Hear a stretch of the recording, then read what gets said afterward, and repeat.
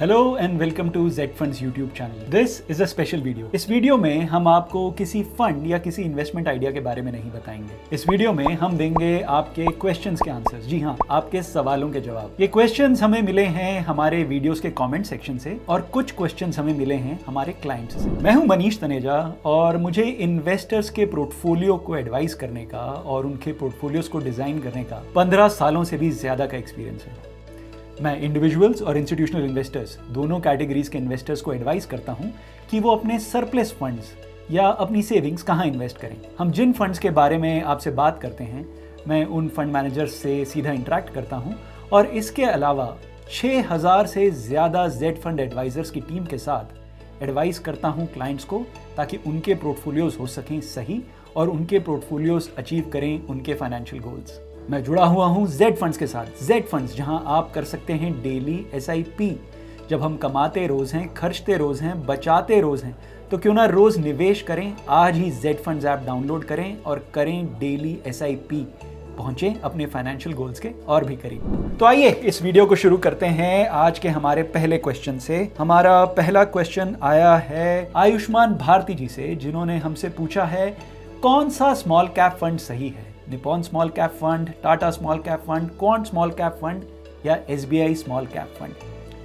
Thank you for your question Ayushman ji. Z fund के subscribers जानते हैं हमने इन चारों फंड्स पे डेडिकेटेड वीडियोस किए हुए हैं। तो क्वेश्चन आता है कि इन चारों में से कौन से फंड में इन्वेस्ट किया जाए, Nippon small cap fund, SBI small cap fund, Quant small cap fund या टाटा स्मॉल कैप फंड। आज अगर मैं इन चारों फंड्स के AUM को देखूं, कितने बड़े ये फंड्स, कितना बड़ा इन फंड का साइज हो गया है, ये फंड्स कितने पुराने हैं, इन फंड्स का कितना लंबा ट्रैक रिकॉर्ड है, तो मेरी एडवाइस ये होगी कि आप अगर SIP शुरू करना चाहते हैं किसी स्मॉल कैप फंड में, तो आप शुरू करें SIP Tata small cap fund से। निपॉन और SBI स्मॉल कैप फंड्स बहुत बड़े फंड्स हो गए हैं।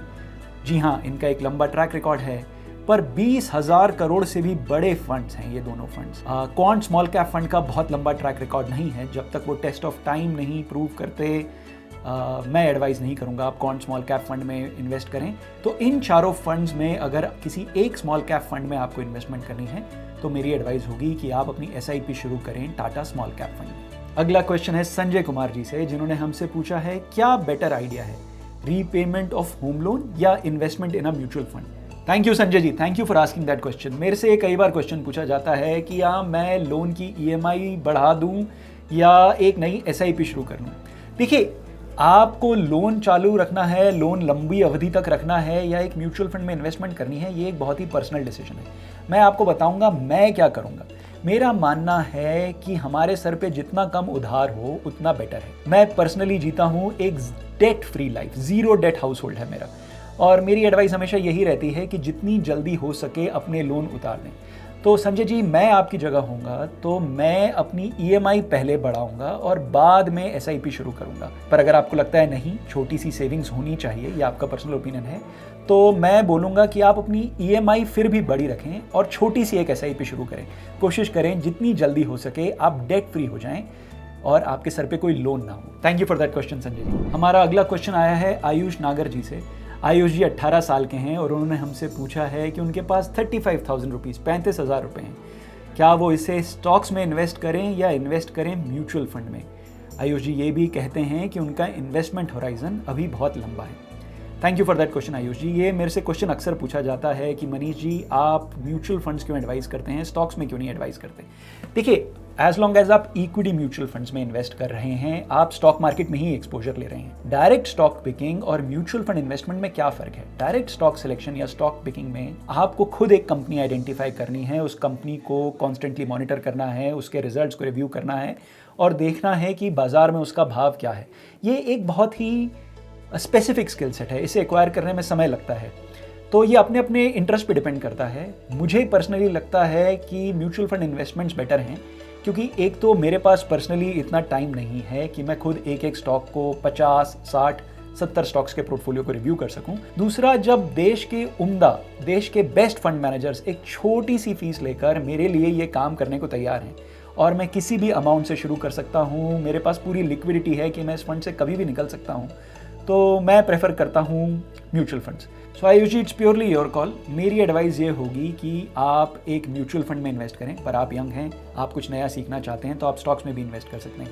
But my advice to you would be invest in a equity mutual fund and stay invested. आपके पास सबसे पॉजिटिव चीज जो आपके साथ है, आप अभी भी 18 साल के, आपके पास लंबी अवधि तक इन्वेस्टेड रहने की अपॉर्चुनिटी है। जितने लंबे समय तक आप इन्वेस्टेड रहेंगे उतना आपको कंपाउंडिंग का फायदा होगा। कंपाउंडिंग यानी पैसा कई गुना हो जाना। अगर मेरा पोर्टफोलियो 15% रिटर्न जनरेट कर रहा है या कोई इक्विटी म्यूचुअल फंड स्कीम 15% का रिटर्न दे रही है, तो 5 साल में पैसा हो जाता है 2 गुना, 10 साल में पैसा हो जाता है 4 गुना, 15 साल में पैसा हो जाता है 8 गुना और 20 साल में पैसा हो जाता है 16 गुना। Power of compounding. So please stay invested for as long as you can. Nripendra Das ji ने हमसे पूछा है, सर अगर मैं आपके ऐप के थ्रू इन्वेस्ट करता हूं और ऐप बंद हो जाती है तो मेरे इन्वेस्टमेंट का क्या होगा? Thank you for that question Nripendra ji. Nripendra ji, आप जब जेड फंड ऐप के थ्रू इन्वेस्ट करते हैं तो आप म्यूचुअल फंड स्कीम्स में इन्वेस्ट कर रहे हैं। आपका पैसा एक एसेट मैनेजमेंट कंपनी या म्यूचुअल फंड कंपनी मैनेज कर रही है। आपका पैसा एक म्यूचुअल फंड स्कीम में इन्वेस्ट हुआ है।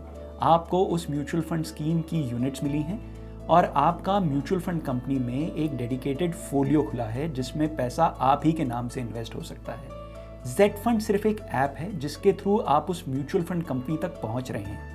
आप कस्टमर उस म्यूचुअल फंड कंपनी के हैं। Z fund is just a platform.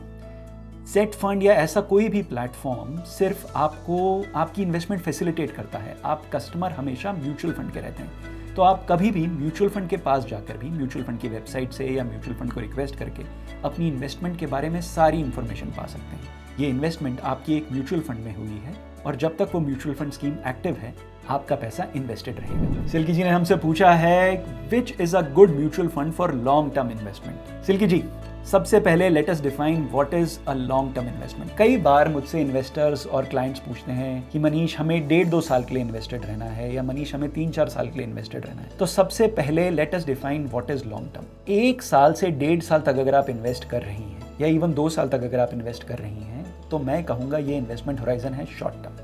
अगर आप 2 से 5 साल तक इन्वेस्टेड रह सकती हैं तो ये इन्वेस्टमेंट होराइजन हो गया मीडियम टर्म। लॉन्ग टर्म हम तभी कहेंगे किसी इन्वेस्टमेंट होराइजन को जब वो 5 साल या उससे अधिक अवधि का है। Once we have defined what is a long term, the next thing that we ask our investors, और हम जो पूछते हैं वो ये है कि आपका रिस्क एपेटाइट क्या है। देखिए, कुछ म्यूचुअल फंड स्कीम्स होती हैं जो स्मॉल कैप और मिड कैप स्टॉक्स में इन्वेस्ट करती हैं। अब स्मॉल कैप और मिड कैप स्टॉक्स ऐसे स्टॉक्स हैं जो बिजनेसेस अभी छोटे हैं, बड़े हो रहे हैं, जिनमें अभी काफ़ी वॉलेटिलिटी रहेगी। इस कारण इन फंड्स के एनएवीज में भी वॉलेटिलिटी है।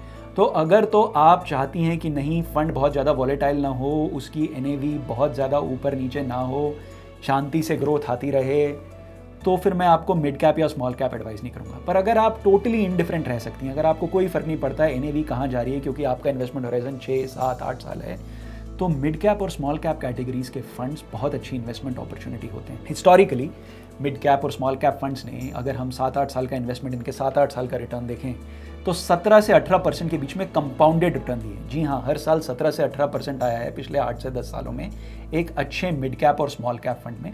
और इस रेट पर अगर पैसा कंपाउंड होता है तो कॉर्पस बहुत अच्छा हो जाता है।